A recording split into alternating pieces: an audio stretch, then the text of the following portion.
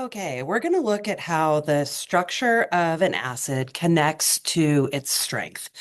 You need to remember that a stronger acid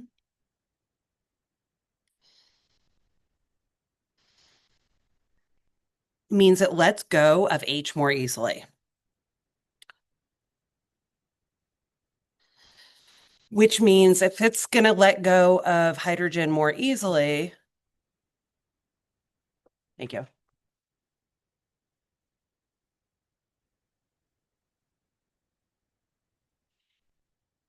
that means it's a weaker bond between H and the rest of the molecule. So if we can infer something about the molecular structure of a particular acid and decide how strong that bond is, we can make some judgments about how strong of an acid it's going to be. We are going to look at three cases. Case one is going to be our binary acids. So as you know, binary means it's two things. For example, HF or HBr, something like that. We're going to also look at our oxyacids. Oxyacids have oxygen in them. There's two cases we're going to look at where we're going to look at things when they have the same number of O's, but different central atoms,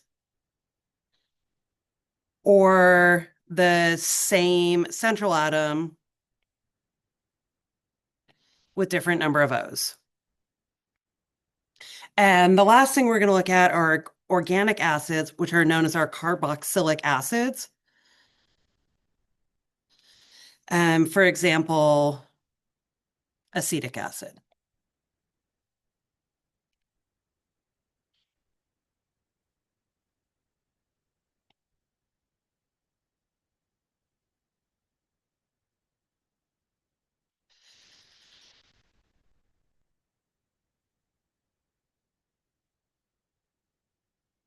Our binary acids are going to be only two elements,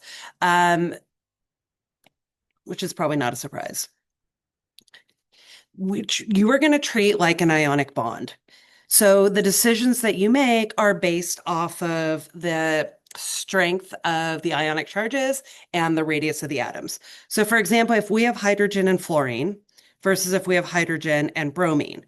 With hydrogen and bromine, in both cases, we're talking about +1, -1.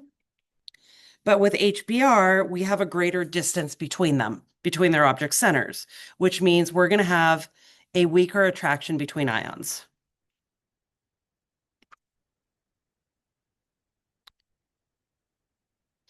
Or a weaker attraction between H and Br and a stronger attraction here. If this is a stronger bond, it means it doesn't let go of the hydrogen as easily, and that's going to make it a weaker acid.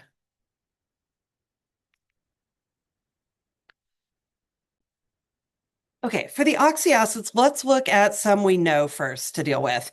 If we look at, for example, HClO4, we know that to be a strong acid.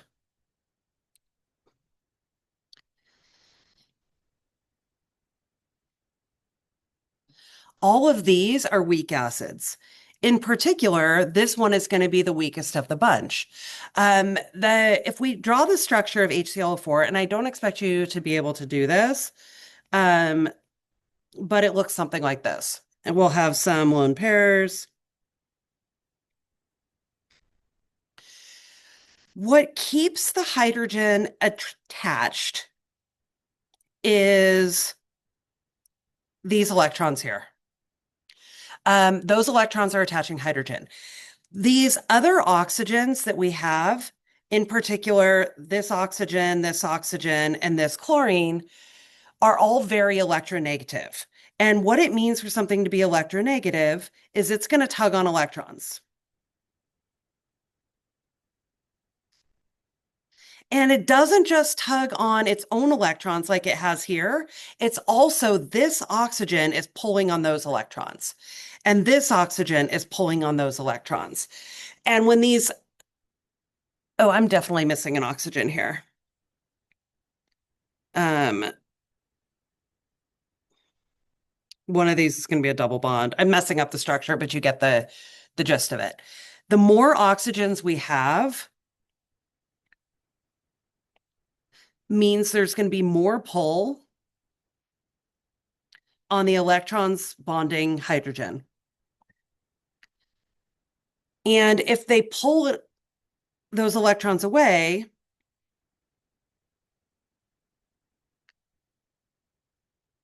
from the hydrogen, then it's not stuck to it anymore. And that means that the hydrogen falls off. And when the hydrogen falls off, that's what makes an acid an acid. So the more oxygens we have attached, the more this, the more likely the hydrogen is to fall off of the structure, the more weakly it's going to be held. So when we have fewer oxygens, like over here, 14, 2, 4, 6, 8, 10, 12, 14. I guess this is the Lewis structure for HClO. Not entirely sure. This is probably violating some formal charge rules. There's fewer oxygens pulling, in particular, these electrons away. So the hydrogen stays attached more easily. Okay, so this rule that we just applied here is where we have the same central atom. In this case, my central atom was the chlorines, and we have different number of O's. The other case that we can do with oxoacids is where we change the central atom. So our next example in this case would be, for example, if we look at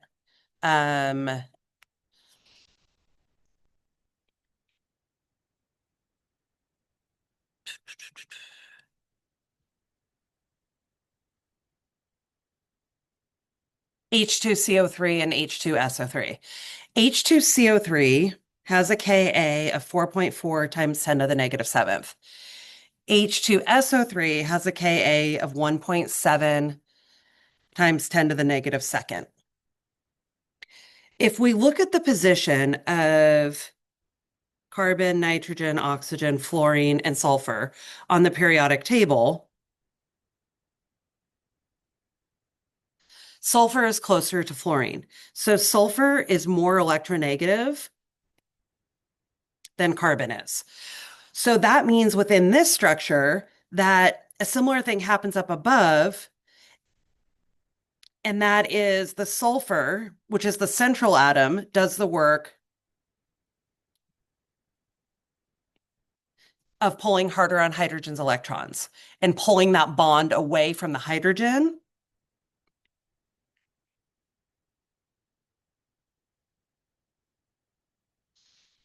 And the hydrogen falls off more easily. That hydrogen falling off more easily is revealed in that having a larger K value than this one does. Larger K value, stronger acid. So in the cases of oxyacids, in both cases, we're looking at electronegativity. When the central atom's the same, more electronegativity on the atom is given by more oxygens.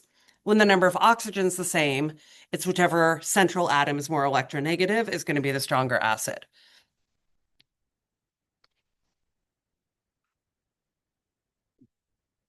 Okay, we're going to look at a couple more examples here. Now we're going to deal with the carbonic acids.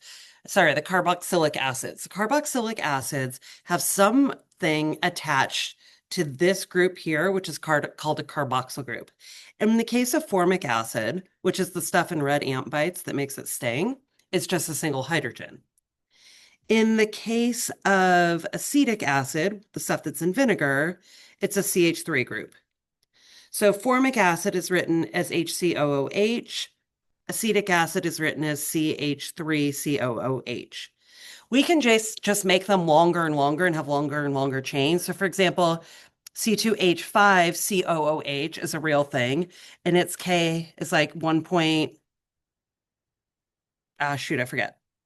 So in these are some different ones we look at. Generally, when we're comparing Ks, you're going to be looking at um, having a something replaced. So if I take this structure here, actually, let me copy it.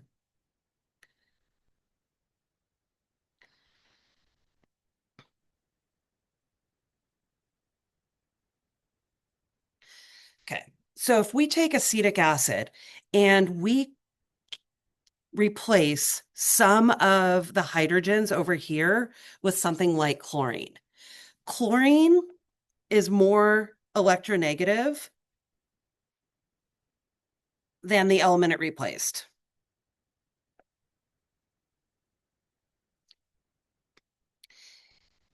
In other words, this is more electronegative than that is. So in that sense, we're going to have the same thing happening before where these electrons are going to be pulled by the electronegative atom. So if we have more of these things attached here, actually, this one isn't going to be pulled at all, then this is going to weaken the bond between the hydrogen and oxygen. And as we do that, it's going to make for a stronger acid.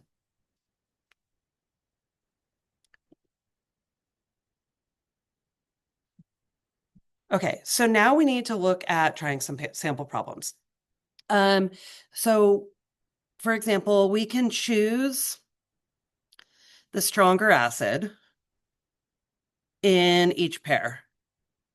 Now, we need to do this without a K sheet because we're doing it based on molecular structure.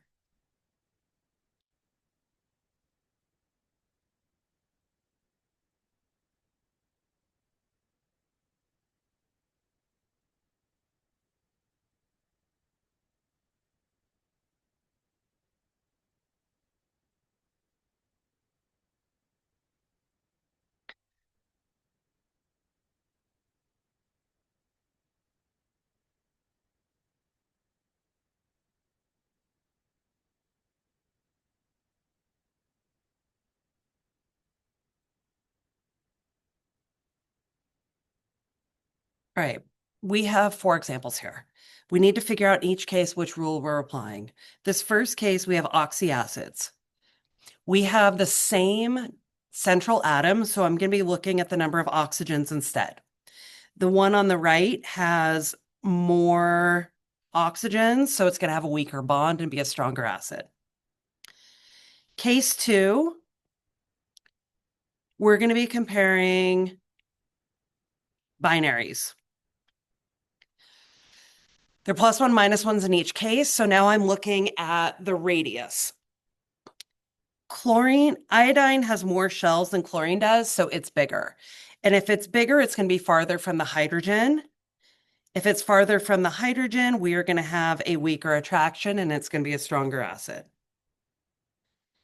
We're looking at oxyacids again. No, we're not. We're looking at carboxyl acids. When we're looking for that, we're looking for the presence of some electronegative groups on there. This has a couple of chlorines attached. Therefore, this is going to be the stronger acid. Okay, the last one, we're looking at oxyacids again. The number of oxygens is the same, but the central atom is different. Chlorine has a higher electronegativity than nitrogen. It's closer to fluorine on the periodic table. So that is going to be the stronger acid.